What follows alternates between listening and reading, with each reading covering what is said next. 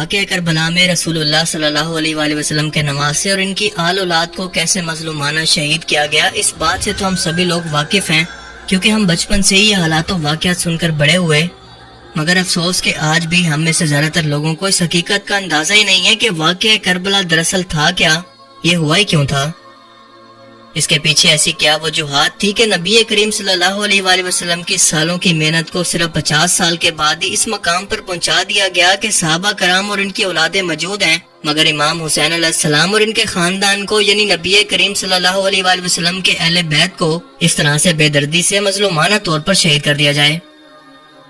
اور ان کو شہید کرنے والی یہ جماعت خود کو مسلمان بھی کہتی ہے، اور نبی پاک صلی اللہ علیہ وآلہ وسلم کا آخری خطبہ بھی سن چکی ہے، جس کے اندر آپ نے فرمایا تھا کہ اے لوگوں، میں اپنے بعد تمہیں ہدایت کے لیے اللہ کی کتاب اور اپنی سنت چھوڑے جا رہا ہوں، اگر اس کو مضبوطی سے پکڑے رکھو گے تو کبھی بھی گمراہ نہیں ہوگے۔ اور پھر فرمایا کہ میں تمہیں اپنے اہل بیت کے معاملے میں اللہ کا خوف دلواتا ہوں، میں تمہیں اپنے اہل بیت کے بارے میں اللہ کا خوف دلواتا ہوں۔ مگر امت نے اس کا بالکل الٹ کیا، نہ ہی قرآن و سنت کو مضبوطی سے پکڑے رکھا، نہ ہی اہل بیت کے معاملے میں اللہ کا خوف رکھا، اور پھر فرقہ واریت سے اس طرح سے تقسیم ہوئے کہ آپس کے اندر شیعہ اور سنی بن کر رہ گئے۔ آج کی اس ویڈیو میں ہم واقعہ کربلا کا اصل اور حقیقی پس منظر جاننے کی کوشش کریں گے، اور اس ویڈیو کو شیئر کرنے سے پہلے میں آپ کو وارن کرنا چاہتا ہوں کہ اگر آپ کا دماغ اور سوچ اتنا چھوٹی ہے، اتنا محدود ہے کہ کچھ بھی نیا یا اصل حقائق یا آپ کے فرقے کی سوچ سے آگے آپ کچھ نہیں سوچنا چاہتے، تو برائے کرم یہ ویڈیو مت دیکھیں، یہ ویڈیو آپ کے لیے نہیں ہے، اسے یہیں پر چھوڑ دیں۔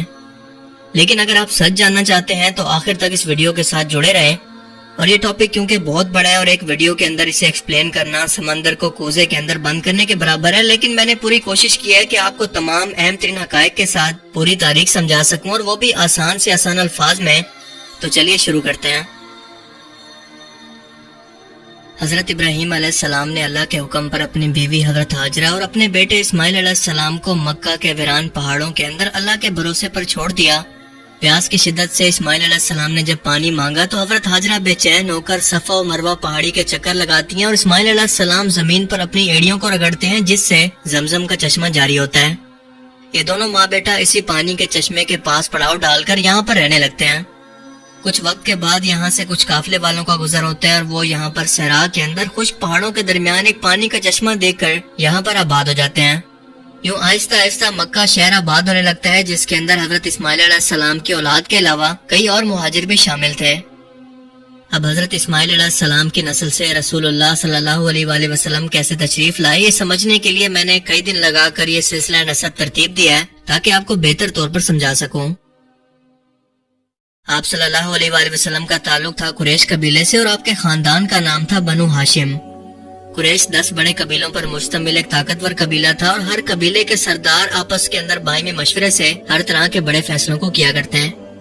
ان 10 قبیلوں کے اندر 2 قبیلے بہت ہی اہم اور طاقتور تھے، ایک کا نام تھا بنو امیہ اور ایک بنو ہاشم۔ ان دونوں کو الگ الگ ذمہ داریاں دی گئی تھی۔ بنو ہاشم کی فوج کی کمان بنو مخزوم قبیلے کے پاس تھی، جو کہ بنو امیہ کی ایک شاخ تھی، جبکہ خانہ کعبہ کا متولی بنو ہاشم کو بنایا گیا تھا۔ یعنی دنیاوی طور پر طاقت کے لحاظ سے بنو امیہ، جبکہ مذہبی لحاظ سے بنو ہاشم کا رتبہ عربوں میں بہت طاقتور تھا۔ لیکن یہ دونوں ہی قبیلے حضرت اسماعیل علیہ السلام کی نسل سے تھے، کیونکہ ان دونوں کا تعلق 5ویں نسل سے جا کر عبد المناف پر جا کر ملتا ہے۔ محمد بن عبداللہ بن عبد المطلب بن ہاشم بن عبد المناف۔ عبد المناف کے بہت سے بیٹے تھے، مگر 4 بہت ہی طاقتور بنے۔ ایک بیٹے کا نام تھا عبد المطلب، دوسرے کا ہاشم، تیسرے کا نام تھا عبد الشمس، اور چوتھے کا نوفل۔ نوفل اور مطلب قبیلہ زیادہ تاریخ نہیں رکھتا، کیونکہ اصل میں عرب کی جو نسل آگے بڑھی وہ دراصل ان 2 قبیلوں سے بڑھی، ہاشم اور عبد الشمس ہے۔ ان دونوں خاندانوں کے اندر ہمیشہ سے ایک مقابلے بازی جاری رہتی، مگر یہ مقابلہ ہمیشہ اچھی چیزوں کے اندر رہا کرتا۔ مثال کے طور پر بنی ہاشم نے اگر اتنے مہمانوں کو کھانا کھلایا تو ہم لوگ ان سے زیادہ کھلائیں گے۔ اگر انہوں نے گھڑ سواری کے اندر ہمارے کسی بندے کو شکست دی ہے تو ہم ان کے قبیلے کو اگلی بار شکست دیں گے۔ بنو ہاشم نے یہ اچھا کام کیا تو ہم اس سے بڑھ کر یہ اچھا کام کریں گے۔ کبھی کبھار ان قبیلوں کے اندر اختلاف بھی رہتا، مگر ان سب چیزوں کا مقصد یہ تھا کہ باقی عرب قبیلوں پر اپنی برتری اور دھاک بٹھا سکیں۔ ہاشم سے ان کے بیٹے عبد المطلب پیدا ہوئے، جو کہ آپ صلی اللہ علیہ وآلہ وسلم کے دادا تھے۔ ان کے 10 بیٹے اور 6 یا 7 بیٹیاں پیدا ہوئی۔ بیٹوں میں جو اسلامی لحاظ سے مشہور ہوئے وہ آپ کے والد حضرت عبداللہ جو سب سے چھوٹے تھے، چچا عباس، ابو طالب اور حضرت حمزہ تھے۔ عبداللہ سے آپ صلی اللہ علیہ وآلہ وسلم کی ولادت ہوئی، جبکہ آپ کے چچا ابو طالب کے بیٹے عقیل، جعفر اور حضرت علی تھے۔ آپ صلی اللہ علیہ وآلہ وسلم کی بیٹی حضرت فاطمہ سے حضرت علی کا نکاح ہوا، جس کے بعد حضرت حسن اور پھر حضرت حسین پیدا ہوئے۔ حضرت علی نے حضرت فاطمہ کے انتقال کے بعد اور بھی کئی شادیاں کی، جن کے اندر اور بھی بچے پیدا ہوئے۔ ان میں سب سے مشہور بیٹے کا نام ہے محمد، جو کہ حنفیہ خاندان کی ایک عورت سے پیدا ہوئے، اسی لیے انہیں محمد بن حنفیہ کہا جاتا ہے۔ یہ تو ہو گیا سلسلہ نسب بنو ہاشم کا، لیکن اب آتے ہیں اصل مدعے کی طرف، عبد الشمس قبیلے کی طرف۔ عبد الشمس کے دو بیٹے امیہ اور ربیعہ تھے۔ ربیعہ کے بیٹے تھے عتبہ، جو کہ ابو حذیفہ کے والد تھے۔ اس کے علاوہ عتبہ کے دوسرے بیٹے کا نام تھا ولید اور ان کی بیٹی کا نام تھا ہندا، جس نے غزوہ احد کے اندر حضرت حمزہ کو شہید کروا کر ان کی لاش کی بے حرمتی کی۔ یہ ابو سفیان کی بیوی تھی اور امیر معاویہ کی والدہ۔ عتبہ، شائبہ اور ولید جنگ بدر کے اندر مسلمانوں کے خلاف لڑتے ہوئے مارے گئے تھے، اور اسی موت کا بدلہ لینے کے لیے ہندا نے حبشی غلام سے کہا تھا کہ حضرت حمزہ کو شہید کرے، کیونکہ ان میں سے ایک ہندا کا والد تھا، ایک بھائی اور ایک چچا۔ عتبہ اور شائبہ کا قتل حضرت حمزہ کے ہاتھوں ہوا تھا۔ امیہ کے دو بیٹے تھے، ضرب اور ابو لاس۔ قریش کی سپہ سالاری یعنی فوج کا اختیار انہی کے پاس ہوتا تھا۔ ابو لاس کے دو بیٹے تھے، عفان اور حکم۔ عفان کے بیٹے تھے حضرت عثمان رضی اللہ تعالیٰ عنہ، جو کہ تیسرے خلیفہ تھے، اور ان کے بیٹے تھے عبداللہ، جو کہ رسول اللہ صلی اللہ علیہ وآلہ وسلم کی بیٹی رقیہ سے پیدا ہوئے، مگر بچپن میں انتقال کر گئے۔ جبکہ حکم کا بیٹا تھا مروان، جس کے تین بیٹے عبد الملک، عبد العزیز اور محمد پیدا ہوئے۔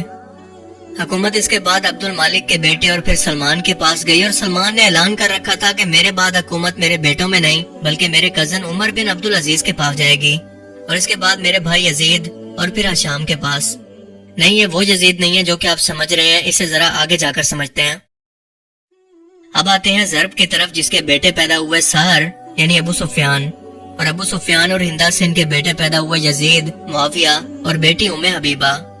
یہ بیٹا معاویہ وہی تھا جس کا بیٹا یزید آگے جا کر حضرت امام حسین علیہ السلام اور آپ کے خاندان کو کربلا میں شہید کرتا ہے۔ اب آپ کو سمجھاتا ہوں کہ اس پوری خاندانی ہسٹری کو سمجھانے کا آپ کو مقصد کیا تھا۔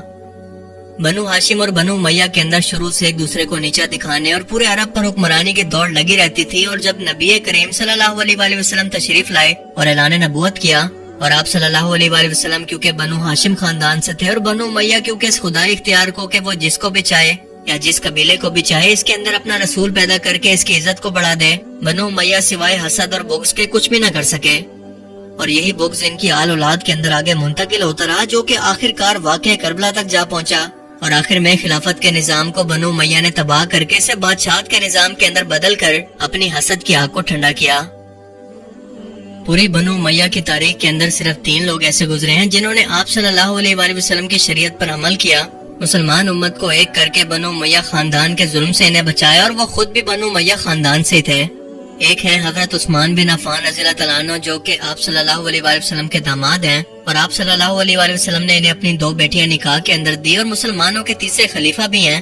دوسرے عمر بن عبد العزیز، ان کا سلسلہ نسب آپ دیکھ لیں، اور یزید کا بیٹا معاویہ، جس نے یہ ظالم بادشاہت اپنے باپ سے لینے سے انکار کر دیا۔ باقی جتنے بھی لوگ گزرے ہیں انہوں نے صرف رسول اللہ صلی اللہ علیہ وآلہ وسلم کے خاندان اور اہل بیت سے اس کا بدلہ اسلام کی تعلیمات کو تباہ کر کے لیا۔